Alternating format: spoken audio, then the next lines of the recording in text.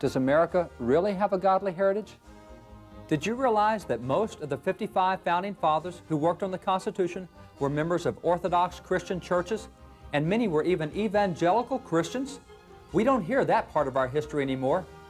This 1856 Maryland history textbook contains a story about George Washington that you've probably never heard.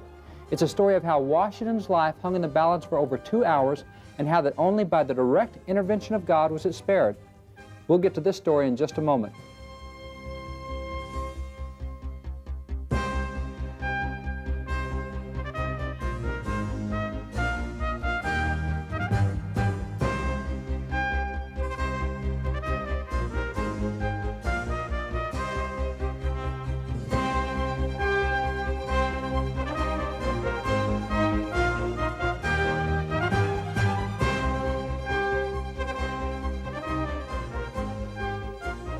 This story of George Washington once appeared in virtually every student text in America, but hasn't been seen in 40 years. This story deals with George Washington when he was involved in the French and Indian War as a young man of only 23 years of age. The French and Indian War occurred 20 years before the American Revolution. It was the British against the French, and the Americans sided with the British, and most of the Indians sided with the French. Both Great Britain and France disputed each other's claims of ownership along the Ohio and the Mississippi rivers. Both of them claimed the same land. Unable to settle the dispute diplomatically, Great Britain sent 2,300 hand-picked veteran British troops to America under General Edward Braddock to rout the French. The British troops arrived in Virginia, where George Washington was colonel of the Virginia militia, and he and 100 Virginia buckskins joined General Braddock. They divided their force, and General Braddock, George Washington, and 1,300 troops marched north to expel the French from Fort Duquesne, now the city of Pittsburgh. On July the 9th, 1755, only 7 miles from the fort, while marching through a wooded ravine, they walked right into an ambush.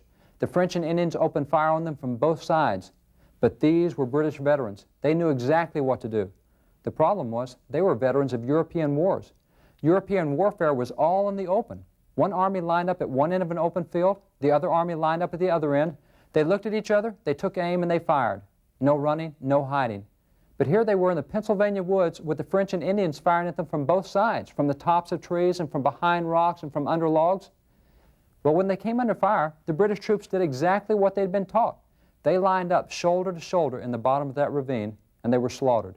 At the end of 2 hours, 714 of the 1,300 British and American troops had been shot down. Only 30 of the French and Indians had been shot.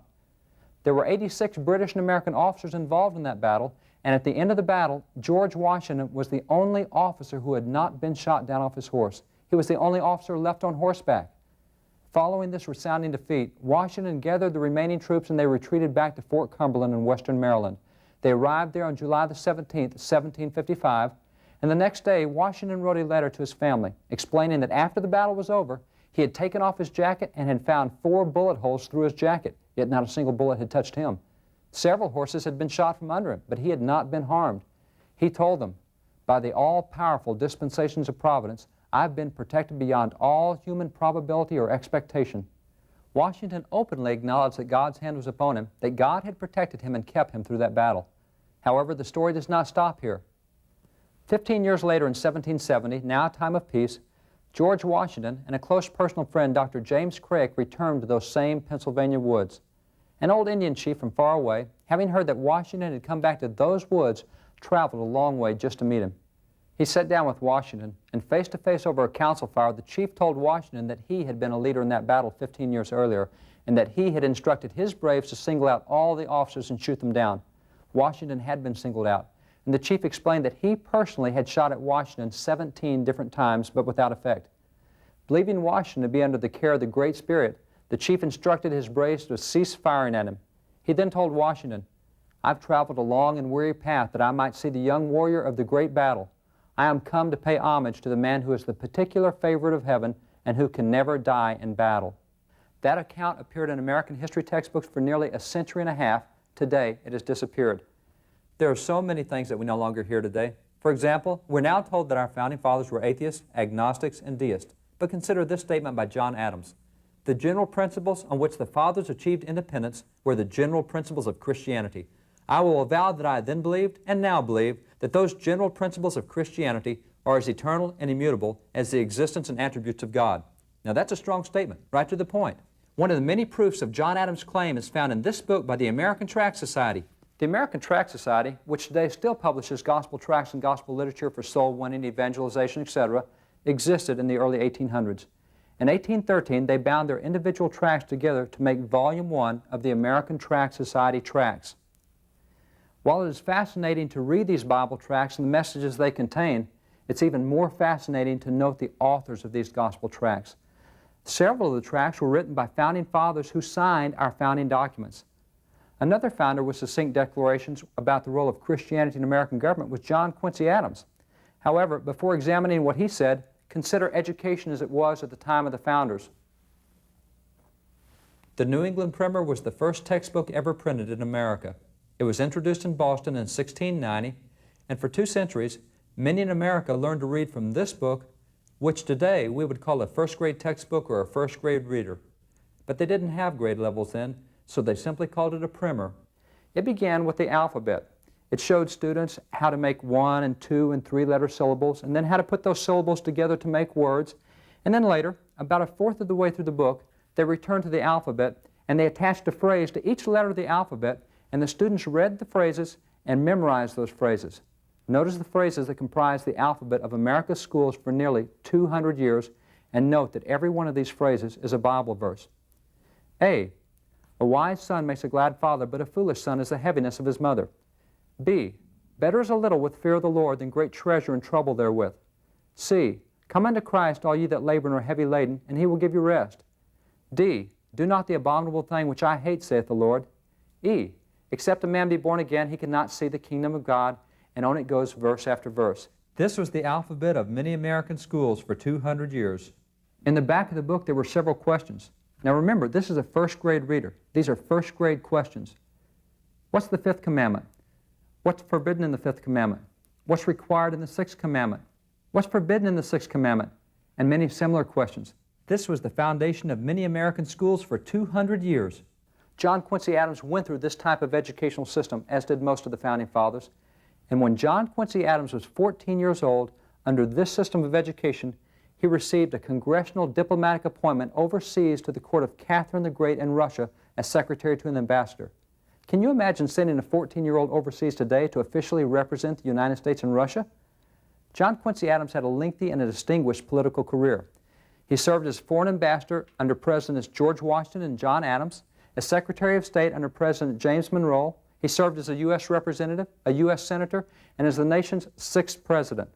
In a speech on July the 4th, 1837 at Newburyport, he asked the crowd, "Why is it that next to the birthday of the Savior of the world, your most joyous and most venerated festival returns on this day, on the 4th of July?" That's a very appropriate question. Why is it that the 4th of July and Christmas were our top 2 holidays in America? John Quincy Adams answered that question. Is it not that in the chain of human events, the birthday of the nation is indissolubly linked with the birthday of the Savior? That it forms a leading event in the progress of the gospel dispensation? Is it not that the Declaration of Independence first organized the social compact on the foundation of the Redeemer's mission upon earth? That it laid the cornerstone of human government upon the first precepts of Christianity? And on he goes for the next 60 pages. John Quincy Adams stressed that the biggest victory won in the American Revolution was that Christian principles and civil government would be tied together in what he called an indissoluble bond. But today we hear just the opposite. Today we're told that the founders wanted separation. That's not what he said. Other significant founders were outspoken about their Christian beliefs. For example, John Jay, the original Chief Justice of the U.S. Supreme Court and one of the 3 men most responsible for the Constitution, he declared, "Providence has given to our people the choice of their rulers, and it is the duty, as well as the privilege and interest, of our Christian nation to select and prefer Christians for their rulers." Now, how long has it been since we've heard that type of statement from the Supreme Court? But was John Jay competent to offer such a statement? Yes. He was the original Chief Justice and one of the 3 men most responsible for our having the Constitution today. And he said that we should elect Christians for our rulers. George Washington's farewell address is yet another aspect of our heritage which has disappeared from student texts. His farewell address once appeared as a separate school textbook for over a century. Students were taught that Washington's farewell address was the most significant political speech ever delivered to the nation. And why not? He's the father of the country. He spent 45 years of his life in public service, everything from commander-in-chief through 2 terms as president. He's the man who was president of the convention that gave us the Constitution. He was the president of the United States who called for the First Amendment and the Bill of Rights, and he was the man who oversaw its formation. Certainly, he knew the intent of the Constitution and the Bill of Rights. In his farewell address, he reminded America what had brought us to success and warned us what must be done to continue it. Yet amazingly, his farewell address has not been seen in most textbooks for nearly 4 decades. Why? Doesn't Washington have anything to offer the nation today? No, apparently the problem with his farewell address today is its religious emphasis, for 4 of his dozen or so warnings to the nation were overtly religious. It is interesting to note that in the last 5 years, his farewell address has begun to reappear in college textbooks, minus those 4 religious warnings.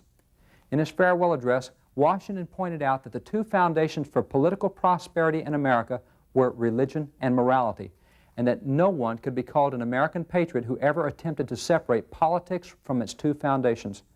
Washington explained, of all the dispositions and habits which lead to political prosperity, religion and morality are indispensable supports.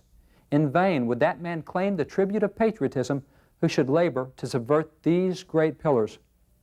Washington believed that if an individual attempted to separate religion and morality from politics, that he could not be called an American patriot. These type of statements we do not hear much anymore, but such were the statements of America's founders, the statements of America's history. Our founding fathers delivered to us a system of government which has enjoyed unprecedented success. We are now the world's longest ongoing constitutional republic, 200 years under the same document and under one form of government. That's an accomplishment unknown among contemporary nations. For example, Russia, Italy, France, and other nations underwent revolutions at about the same time as the American Revolution, but with very different results. Consider France. In the last 200 years, it has gone through 7 completely different forms of government.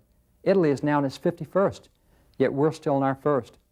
Where then did our founders acquire the ideas that produced such longevity? Other nations certainly had access to what our founders utilized, yet evidently chose not to. From what sources did our founders choose their ideas?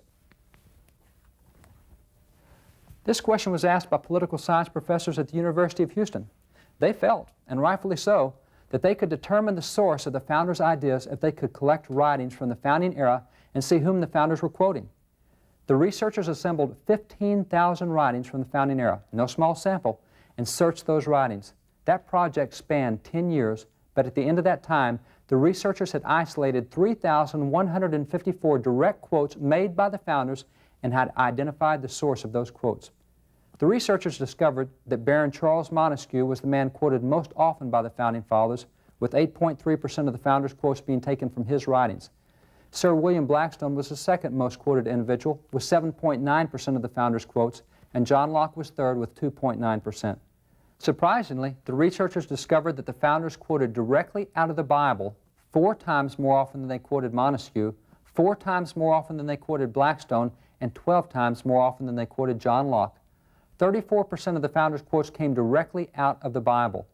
The study was even more impressive when the source of the ideas used by Montesquieu and Blackstone and Locke were identified. Consider, for example, the source of Blackstone's ideas. Blackstone's Commentaries on the Laws was first introduced in 1768, and for the next 100 years, America's courts quoted Blackstone to settle disputes, to define words, and to examine procedure. Blackstone's Commentaries was the final word in the Supreme Court. So what was the significant source of Blackstone's ideas? Perhaps the best answer to that question can be given through the life of Charles Finney. Charles Finney is known as a famous revivalist, minister, and preacher from one of America's greatest revivals, the Second Great Awakening in the early 1800s. Finney, in his autobiography, spoke of how he received his call to the ministry. He explained that having determined to become a lawyer, he, like all other law students at the time, commenced the study of Blackstone's Commentaries on Law. Finney noted that Blackstone's Commentaries not only provided the laws, it also provided the biblical concepts on which those laws were based. Finney explained that in the process of studying Blackstone's Commentaries, he read so much of the Bible that he became a Christian and received his call to the ministry. Finney's personal life story clearly identifies a major source of Blackstone's ideas for law. So while 34% of the founders' quotes came directly out of the Bible, many of their quotes were taken from men, like Blackstone, who had used the Bible to arrive at their own conclusions. Numerous components of our current government can be shown through these early writings to have their source in biblical concepts. For example, the concept for the 3 branches of government can be found in Isaiah 33:22. The logic for the separation of powers was based on Jeremiah 17:9. The basis of tax exemptions for churches was found in Ezra 7:24 and many other examples. This biblical heritage was so well understood during the early years of the nation, and the writings of the numerous founding fathers were so well known, that in later years the Supreme Court ruled in the founders' intention, keeping biblical principles as the basis. For example, notice this ruling by the U.S. Supreme Court in 1892. The court said, "No purpose of action against religion can be imputed to any legislation, state or national, because this is a religious people. This is a Christian nation." What would lead the court to conclude that we are a Christian nation? This case was not long, only 16 pages in the court records, but the court provided 87 different historical precedents to support its conclusions. The court quoted the Founding Fathers, the acts of the Founding Fathers, the acts of the Congresses, the acts of the state governments, and so on. At the end of 87 precedents, the court explained that it could continue to cite many additional precedents, but that certainly 87 were sufficient to conclude that we were a Christian nation. Keep in mind that the court provided 87 precedents in this case. This is important because the courts based their decision on precedents. To the court, it is important to go back and examine both history and rulings from previous cases so that the court can continue to be consistent in its present rulings. We'll return to the importance of precedents a little later. In 1844, a school in Philadelphia announced that it would teach its students morality, but not religion. It believed that it didn't need Christianity in the Bible, that it could teach morality without them. Sounds just like schools today. This policy, among others, caused this case to come before the U.S. Supreme Court. Some of the justices on the court at this time had been appointed by James Madison. Notice what the Supreme Court told that school. "Why may not the Bible, and especially the New Testament, be read and taught as a divine revelation in the schools, its general precepts expounded and its glorious principles of morality inculcated? Where can the purest principles of morality be learned so clearly or so perfectly as from the New Testament?" The Supreme Court of the United States ruled that schools would teach Christianity and the Bible, the source of morality. Today we hear just the opposite. Few realize that today's rulings by the court often repudiate rulings delivered by the Founding Fathers themselves. In 1811, a court made a ruling which was subsequently cited by the U.S. Supreme Court. That court declared, "Whatever strikes at the root of Christianity tends manifestly to the dissolution of civil government." Although this case dealt with a man who went into a profanity fit, profanity wasn't the problem. It was the intent of his profanity. For it had not been a moment of anger or a temporary loss of control, but it was a deliberate and a planned act. He had even taken the time to write it out and distribute it. In that writing, he had maliciously and capriciously attacked Jesus Christ, declaring that Jesus Christ is so-and-so, or God is so-and-so, or the Bible is such and such, continuing through a string of accusations and profanities against Jesus Christ and the Word of God. The court explained that the problem with his writings was that an attack on Jesus Christ was an attack on Christianity. An attack on Christianity was an attack on the foundation of the country. Therefore, an attack on Jesus Christ was equivalent to an attack on the country. This man was sentenced to 3 months in prison and a $500 fine for attacking the country by attacking Jesus. And notice the date of that case, 1811, nearly 2 decades after the First Amendment was in place. The First Amendment never intended to separate Christian principles from government. Yet today we so often hear the First Amendment coupled with the phrase separation of church and state.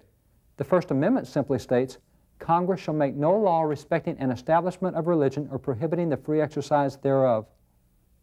Obviously, the words separation, church, or state are not found in the First Amendment. Furthermore, that phrase appears in no founding document.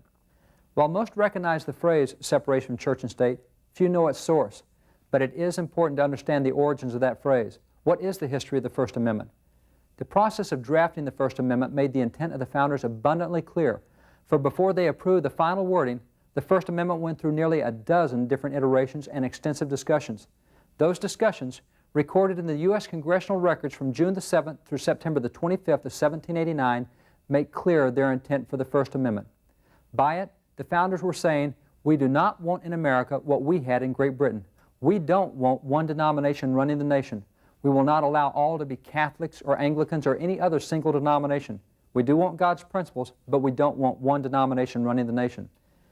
This intent was well understood, as evidenced by court rulings after the First Amendment. For example, a 1799 court declared, "By our form of government, the Christian religion is the established religion, and all sects and denominations of Christians are placed on the same equal footing." Again, note the emphasis.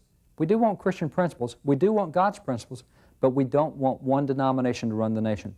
Thomas Jefferson, to whom the now popular phrase separation of church and state is attributed, also believed, as did the other founders, that the First Amendment simply prevented the federal establishment of a single denomination, a fact he made clear in a letter to Benjamin Rush. In that letter, Jefferson committed himself as president to not allowing the Episcopalians, the Congregationalists, or any other denomination to achieve what Jefferson called the establishment of a particular form of Christianity. So what is the source of Jefferson's now infamous phrase? On November the 7th, 1801, the Baptists of Danbury, Connecticut wrote Jefferson concerned that the guarantee of the free exercise of religion appeared in the First Amendment. To them, this suggested that the right to religious exercise was a government-granted rather than a God-granted right, thus implying that someday the government might try to regulate religious expression. They believed that freedom of religion was a God-granted, unalienable right, and that the government should be powerless to restrict religious activities unless, as the Baptists explained, those activities cause someone to, quote, work ill to his neighbor. Jefferson understood their concern. In his response on January the 1st, 1802, he assured them that the free exercise of religion was indeed an unalienable right and would not be meddled with by the government. Jefferson pointed out to them that there was a wall of separation between church and state to ensure that the government would never interfere with religious activities. Today, all that is heard of Jefferson's letter is the phrase, a wall of separation between church and state, without either the context or the explanation given in the letter or its application by earlier courts. The clear understanding of the First Amendment for a century and a half was that it prohibited the establishment of a single denomination. National policies and rulings in that century and a half always reflected that interpretation. For example, in 1853, a group petitioned Congress to separate Christian principles from government. They desired a so-called separation of church and state, with chaplains being turned out of Congress, out of the military, etc. Their petition was referred to the House and the Senate Judiciary Committees, which investigated for almost a year to see if it would be possible to separate Christian principles from government. Both the House and the Senate Judiciary Committees returned with the reports. The following are excerpts from the House report delivered on March 27, 1854. The Senate report was very similar. The House report said, had the people, the Founding Fathers, during the Revolution had any suspicion of any attempt to war against Christianity, that revolution would have been strangled in its cradle. At the time of the adoption of the Constitution and its amendments, the universal sentiment was that Christianity should be encouraged, but not any one sect, denomination. The report continued. It said, in this age, there is no substitute for Christianity. That was the religion of the founders of the Republic, and they expected it to remain the religion of their descendants. 2 months later, the Judiciary Committee made this strong declaration. It said, the great, vital, and conservative element in our system, the thing that holds our system together, is the belief of our people in the pure doctrines and the divine truths of the gospel of Jesus Christ. The committees explained that they would not separate these principles, for it was these principles and activities which had made us so successful. They had been our foundation, our basis. During the 1870s, 1880s, and 1890s, yet another group which challenged specific Christian principles in government arrived before the Supreme Court. Now, Jefferson's letter had remained unused for years, for as time had progressed after its use in 1802, and after no national denomination had been established, his letter had fallen into obscurity. But now, 75 years later, in the case Reynolds versus the United States, the plaintiffs resurrected Jefferson's letter, hoping to use it as an issue to their advantage. At that time, the court printed a lengthy segment of Jefferson's letter and then used that letter on separation of church and state to again prove that it was permissible to maintain Christian values, principles, and practices in official policy. For the next 15 years during that legal controversy, the Supreme Court utilized Jefferson's letter to ensure that Christian principles remained a part of government. Following this controversy, Jefferson's letter again fell into disuse. It remained silent for the next 70 years until 1947, when in the case Everson versus Board of Education, the court, for the first time, did not cite Jefferson's entire letter, but selected only 8 words from it. The court now announced, the First Amendment has erected a wall of separation between church and state. That wall must be kept high and impregnable. This was a new philosophy for the court.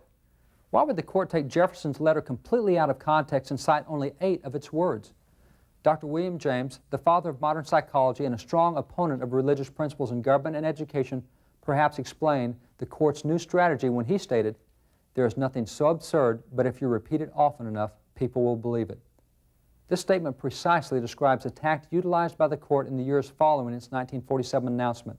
The court began regularly to speak of a separation of church and state, broadly explaining that this is what the founders wanted, separation of church and state. This is their great intent. The court failed to quote the founders. It just generically asserted that this is what the founders wanted. The courts continued on this track so steadily that in 1958, in a case called Bear versus Colmorgan, one of the judges was tired of hearing the phrase, and he wrote a dissent warning that if this court did not stop talking about separation of church and state, people were going to start thinking it was part of the Constitution. That warning was in 1958. Nevertheless, the court continued to talk about separation until June the 25th, 1962, when in the case Engel versus Vitale, the court delivered its first ever ruling which completely separated Christian principles from education. The court struck down school prayer. Even the World Book Encyclopedia 1963 yearbook noted that this case was the first time that there had been a separation of church and state in education. In the 1962 case, the court redefined the meaning and application of a single word, the word church. For 170 years prior to that case, the word church, as used in the phrase separation from church and state, was defined to mean a federally established denomination. However, in 1962, the court explained that the word church would now mean a religious activity in public. This was the turning point in the interpretation of the First Amendment. Understand what the court has just announced. No longer would the First Amendment simply prohibit the establishment of a federal denomination, it would now prohibit religious activities in public settings. This current doctrine of separation is a brand new doctrine. It is not something from the Founding Fathers, and it is not in any founding document. Even outside observers recognize that this policy is a recent one. Yet notice how much has been relinquished in recent years under this new doctrine. School prayer was the first casualty of the redefinition of the First Amendment in the 1962 Engel case. School prayer had never before been challenged, for clearly school prayer had never established a national denomination and therefore had always been acceptable. But under the new definition, school prayer definitely was a religious activity in public and was therefore now deemed to be unconstitutional. That 1962 case, which first redefined the First Amendment and then removed school prayer, was notable in a number of aspects. Recall that the 1892 Supreme Court case offered 87 precedents to maintain the inclusion of Christian principles in our laws and our institutions. Well, this 1962 case, which removed school prayer, was just the opposite. It was the first case in court history to use 0 precedents. The court quoted 0 previous legal cases, and without any historical or legal base, the court simply made an announcement. We'll not have prayers in school anymore. That violates the Constitution. A brand new direction was taken in America. Within a 12-month period of time, in 2 more cases in 1963, the court had not only removed prayer, but also Bible reading, religious classes, and religious instruction. This was a radical reversal. A book from 1946 illustrates this. This book is titled Bible Study Course of the New Testament for Dallas High Schools. On the cover page, it explains that this book was authorized by the Board of Education on April 23, 1946, and it was printed in the Dallas Public Schools print shop. The introduction further explains that this was a credit course toward graduation in Dallas high schools. Now, this wasn't a bland course on the New Testament. Lesson 1 begins with the Gospel of John, chapter 1, and studies the pre-existence of Christ. Now notice the questions based on John chapter 1. Where was Christ before he was born on earth? What titles does John apply to Christ in this chapter? For what purpose was John sent by God? Name 5 things the angel told Mary concerning her child Jesus. What does the word Jesus mean? How did the angel explain the miraculous births of John and Jesus? And continues right on through the lesson. At the end of lesson 1 is memory work. Memorize the pre-existence of Christ.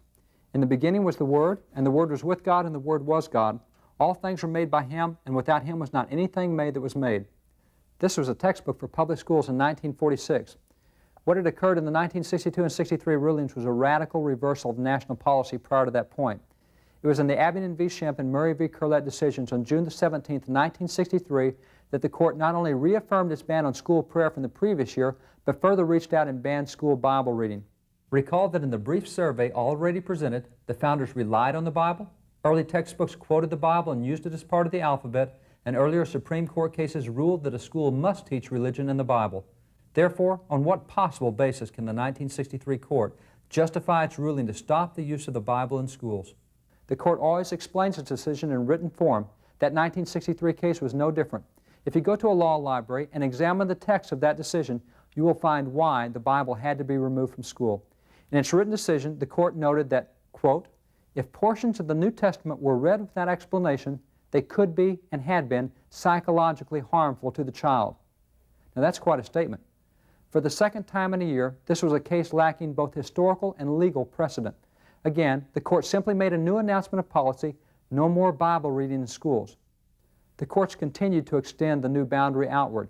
In 1965, in the case Reed v. Van Hoven, the court determined that it was possible for students to pray over their lunch at school so long as no one knew they were praying. They couldn't say words or move their lips, but they could pray if no one knew about it.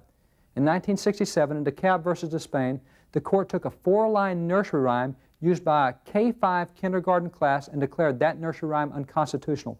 The court explained that although the word God was not contained in this nursery rhyme, if someone were to hear the rhyme, they might think that it was talking about God, and that would be unconstitutional. This trend continued in case after case, year after year. In 1 year alone, 3 cases made the courts challenging the right of students to see copies of the Ten Commandments while at school. The Supreme Court accepted the Stone v. Graham case from Kentucky, where a copy of the Ten Commandments was hanging in the hallways of the schools. The court acknowledged that the Ten Commandments were passive displays. That is, they simply hung on the walls just like a picture of George Washington. They were not part of any class or any curriculum. They just hung there. A student could look at them if he wanted to, and if he didn't, fine. Yet notice the court's ruling under the redefined First Amendment. The court said, if the posted copies of the Ten Commandments are to have any effect at all, it will be to induce the school children to read, meditate upon, perhaps to venerate and obey the commandments. This is not a permissible objective. That's quite a statement. You can't let kids see the Ten Commandments because if they do, they might obey them. Things like don't steal, don't kill, and that would be unconstitutional. When the court declares something unconstitutional, it is inferring that our founding fathers, the men who drafted the Constitution, would have opposed it. Yet notice what James Wilson had to say about this. James Wilson was a signer of the Constitution, an original justice on the U.S. Supreme Court, and co-author of America's first commentaries on the Constitution. Certainly he's qualified to speak to the intent of the Constitution, and he explained, human law must rest its authority ultimately upon the authority of that law which is divine. Far from being rivals or enemies, religion and law are twin sisters. Indeed, these two sciences run into each other. The divine law forms an essential part of both. Our founders were clear about the important and inseparable role that religious principles played in the public life of the nation. The entire controversy over God and religious activities and teachings in school had begun with the 22-word prayer in the Engel Vital case. That 22-word prayer, the prayer that led to the removal of all prayers from America's schools, simply said, Almighty God, we acknowledge our dependence upon Thee, and we beg Thy blessings upon us, our parents, our teachers, and our country. That prayer, which only acknowledged God and didn't even contain the word Jesus, was a bland prayer. It was so bland that 8 years later, when a court was discussing that prayer, it described that prayer as a, quote, to whom it may concern prayer. That bland prayer acknowledged God only once. That one acknowledgement of God is the same number of times that God is acknowledged in the Pledge of Allegiance and only 1/4 the number of times that God is acknowledged in the Declaration of Independence. Yet it was unconstitutional. Since this simple prayer acknowledged God, the court went so far as to find out what percentage of the nation did believe in God. In the 1963 case, Aberdeen v. Shemp, the court reported that only 3% of the nation professed no belief in religion, no belief in God. 97% of the nation believed in God. That prayer was consistent with the beliefs of 97%. Nonetheless, the court took another first. It sided with the 3% against the 97%. This was the first time in America's history that 3% had become a majority. 3% had always been a minority, but now the philosophy of the 3% would be the philosophy under which the 97% must conduct its affairs. The 4 categories in that prayer which petitioned God's blessing were students, families, schools, and the nation. There are numbers of court cases readily available which show that until 1962-63, the courts consistently ruled using biblical principles and following biblical guidelines in all 4 of those areas. For example, in the area of families, even in 20th century divorce cases, a court explained that divorce was allowed for very few reasons, and that the reason was because the Bible allowed very few reasons. The court pointed out that it had not made the family, God had. Therefore, it didn't have a right to regulate something it had not made. The courts even went into a Bible lesson. It explained that in the beginning, God had made Adam and Eve. God made the first family, and then the court continued through a history of God's dealings with the family, concluding that since it was God who had created the family, the court would use His rules in dealing with it. The same policy not only held with the court's rulings on families, but also in the court's rulings on the nation, schools, and students as well. But in 1962-63, the Supreme Court reversed that position and announced that those rules and policies caused, quote, psychological damage. Did the court's decision to change national policy and to separate God's principles from its rulings have any effect?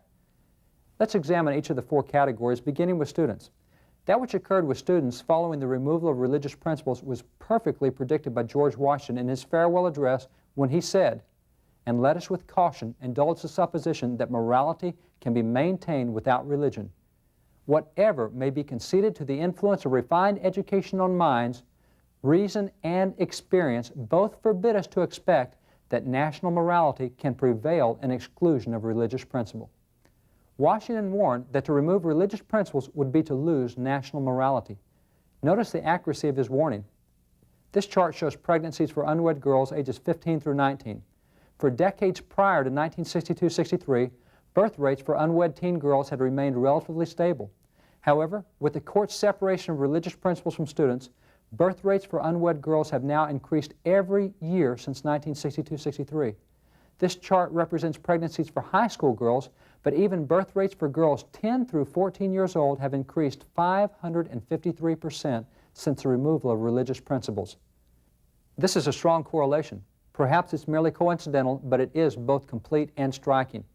It is further significant to note that every moral measurement which exists for students breaks violently upward with the separation of religious principles from the lives of students in 1962-63. Notice this category: sexually transmitted diseases to high school students. Notice how low sexually transmitted diseases had been. Notice the point when religious principles were prohibited. Notice a dramatic increase. The same is true for every moral measurement among youth. Again, each of these categories was showing overall declines prior to 1962-63, but with the first ever separation of religious principles from students, a violent upturn occurred on every chart and in every moral measurement. Washington was correct. The next category over which God was acknowledged in that simple prayer, and in which the courts had maintained the use of biblical principles prior to 1962, was that of our families, or our parents. What happened when we abandoned the use of God's principles when dealing with families? Consider the area of divorce. Statistically, the divorce rate had been steadily declining for years and even decades prior to 1962-63. Beginning in 1963, the divorce rate skyrocketed. The United States has now become #1 in the world in the rate of divorce. It is again striking that every measurement related to the breakup of the family statistically skyrocketed in 1963 with the separation of biblical principles from public policy. Single-parent families are now up 140%. Single-parent families with children are now up 160%. Even family morality is dramatically different. Unmarried couples living together are now up 536%. Again, each of these categories had been stable for years prior to 1962-63, and then the dramatic increases correlate exactly to the court's rejection of those standards which had been applied to the family for 170 years previously. The third category in which God's assistance was petitioned was our schools. What happened when we barred God and His principles from our schools? The SAT test, the Scholastic Aptitude Test, is an excellent indicator. The SAT test has been in America since 1926, and in 1941 it was placed on the same scale that is still used today. Prior to 1963, there were never more than 2 consecutive years where the scores either rose or declined. But beginning in 1963, scores plummeted for 18 consecutive years. Unprecedented. Scores are now so low that the Department of Education states that this is the first time in America's history that we are graduating out a generation of students who academically know less than their parents did. The SAT test is the same test their parents used. It's been the same since 1941, yet there is nearly an 80-point difference between the two generations. In 1962, there were only 1,000 Christian schools in the nation, but once it became obvious that things like prayer, Bible, and the Ten Commandments would be forbidden, there was a marked explosion in the number of religious and particularly Christian schools. By 1984, the number of Christian schools had burgeoned to 32,000 schools. Currently, 8.5 million students, approximately 12% of the student population, attends private religious schools. According to the board responsible for the SAT test, the scores of students from private schools are nearly 80 points higher than those from public schools, which places them at the same level of scores prior to 1962-63. For private religious schools, it's as if no change had ever occurred. But for public schools, their scores are still continuing to decline. Another indicator of the impact that religious principles and religious schools have had on American education is found in the academic cream of the crop, the nation's academic elite, the National Merit Semifinalists. These are the top 0.5% of the nation's students. Now, according to the Department of Education, 12.4% of the nation's students attend private religious schools. 87.6% attend public schools. Since 12% of the nation's students attend private religious schools should produce 12% of the nation's cream of the crop, and 88% of the nation's students in public schools should produce 88% of the nation's cream of the crop. Yet that is not what is occurring. For example, in recent testing, that little group of 12.4% of the nation's students from private religious schools was producing 39.2% of the nation's top academic scholars. That's a level 3 times larger than its size. That's a phenomenal differential. We showed these statistics to a U.S. congressman. He looked at them and stated, "That makes perfect sense to me," he said. He said, "When you're talking about private schools, you're talking about money. You're talking affluency." He said private schools ought to get better scores than public schools.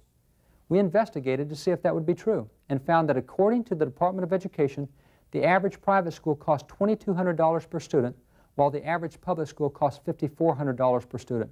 Private schools, with 2/5 the funds, are proportionally turning out a percentage of academic scholars 3 times higher than public schools.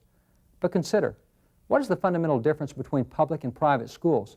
It is not in the core curriculum. The curriculum is the same. The Civil War takes place the same year at both schools. Math is the same at both schools. A verb is not an adjective simply because someone transfers to a private religious school. The basic difference is that one school utilizes religious principles and one does not, which appears to make an 80-point difference on the SAT test. The final category, the fourth category, was our country. What happened in the nation when we separated religious principles from public arenas? Well, what do you think happens when you start telling students, you can't see the 10 Commandments, you might obey them, things like don't steal and don't kill? That has to have an effect on behavior. It did. Washington, in yet another warning from his farewell address, accurately predicted what has occurred. He said, "Let it simply be asked, where is the security for life, for reputation, and for property if the sense of religious obligation desert?" The sense of religious obligations has deserted, and currently there now seems to be no security for life, for reputation, or for property. For example, consider violent crime. After having remained statistically stable for years, since the removal of religious principles in 1962, the number of violent crimes has now surpassed population growth by 794%, causing the United States to become the world's leader in violent crime. Perhaps the best explanation for this increase was given by Thomas Jefferson, who succinctly states why Christianity was the best friend to government. Jefferson explained, "The precepts of philosophy laid hold of actions only, but Jesus pushed his scrutinies into the heart of man. He erected his tribunal in the region of his thoughts, and he purified the waters at the fountainhead." Where the law says, "Don't kill," in Matthew 5, Jesus says, "Don't get angry, don't hate." Clearly, if you prevent the anger and the hate, you've prevented the murder. Where the law says, "Don't commit adultery," Jesus says, "Don't lust in your heart." If you control the lust, you've controlled the adultery. The founders pointed out that only religion could stop crime before it started because all crime comes out of the heart, and if you can't control the heart, you can't control crime. That is why Christian principles were so valuable to government. Most of the founders expressed the same understanding. President John Adams pointed out that there was no government in the world able to make someone do what was right or able to control those who did not wish to be controlled. Adams explained, "We have no government armed with power capable of contending with human passions unbridled by morality and religion." Then notice what he said. "Our Constitution was made only for a moral and a religious people. It is wholly inadequate to the government of any other." The founders believed that the Constitution would work only for people who had internal restraints and internal controls, for people who would use the Word of God as their standard. We've moved away from that, and clearly the Constitution, apart from religious principles, is not working the way it should, a fact evident on all the charts and statistics. Since 1962-63, the United States has undergone marked and dramatic statistical reversals, becoming the world's leader in the most unenviable categories. The United States is now #1 in the world in violent crime, #1 in the world in divorce, #1 in the Western world in teenage pregnancies, #1 in the world in voluntary abortions, #1 in the world in illegal drug use, and #1 in the world in illiteracy. Of all industrial nations, we have the highest illiteracy rate. A White House briefing recently reported that just 3 years ago, 700,000 students graduated from high school who, after 12 years of school, were unable to read their own diplomas. Looking at the list of categories that we now lead, Jeremiah 6:16 has some good advice. It instructs us that if we want the ways of peace, go back to the old paths. But what were the old paths? Once the Founding Fathers had declared themselves independent from Great Britain, they immediately faced the task of establishing new state governments. Prior to the Declaration, all the state governments had been British-run with British Crown governors. By breaking from Great Britain, the states lost their governments. So after signing the Declaration of Independence, the Founding Fathers returned to their home states to establish brand new state governments. Look at what the Founding Fathers, the men who had signed the documents, placed in their own state constitutions.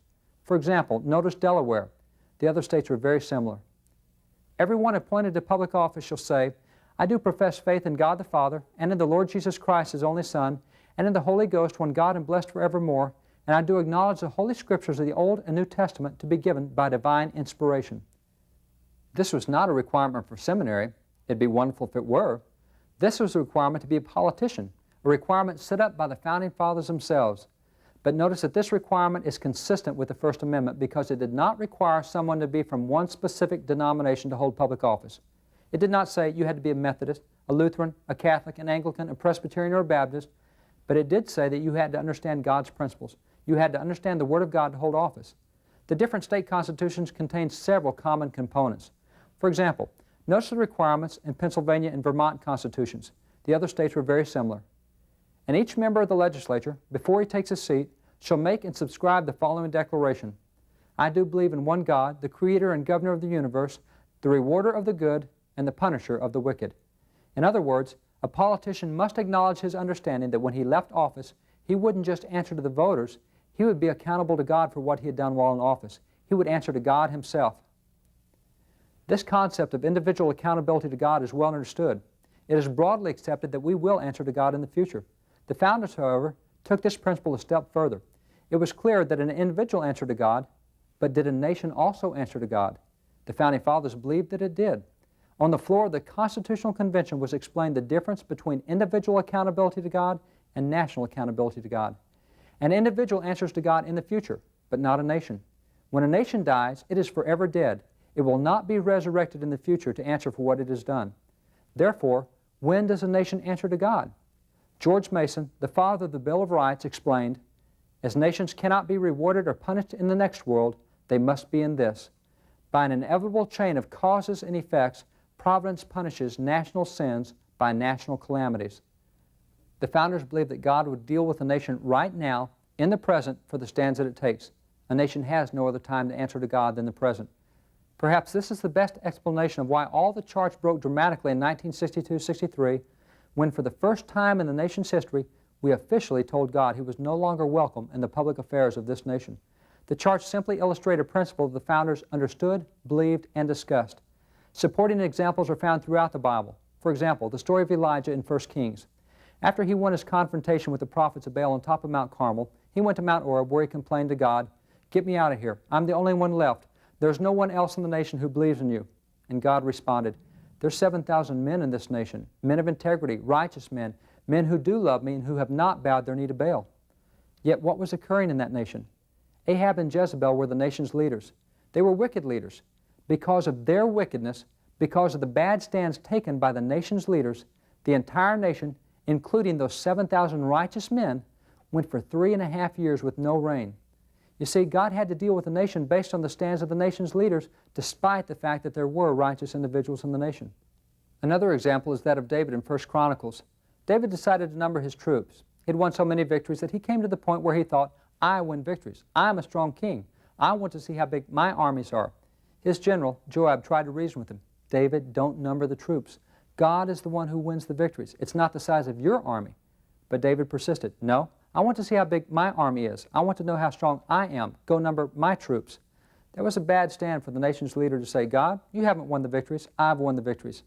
As a result of that stand by David, a plague came on the entire nation, and in Jerusalem alone, 70,000 people were wiped out in one day. You see, a nation does account and will either suffer or be blessed for the stands of its leaders. This is why the founders were so emphatic about keeping men in office who understood God's principles. And perhaps the most famous speech ever delivered by Benjamin Franklin, delivered on Thursday, June the 28th, 1787, on the floor of the Constitutional Convention, Franklin reminded the delegates that we needed God to be our friend, not our enemy. We needed him to be our ally, not our adversary. We needed to make sure that we kept, as Franklin called it, his concurring aid. Franklin warned, if a sparrow cannot fall to the ground without his notice, is it probable that an empire can rise without his aid? He said, we've been assured in the sacred writing that except the Lord build the house, they labor in vain that build it. And thus Franklin called for regular daily prayer to make sure that we kept God in the midst of what we were doing in the nation. Jefferson too understood this principle.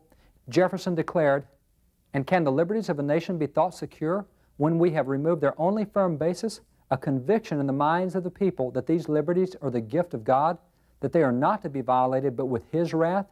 Indeed, I tremble for my country when I reflect that God is just and that His justice cannot sleep forever.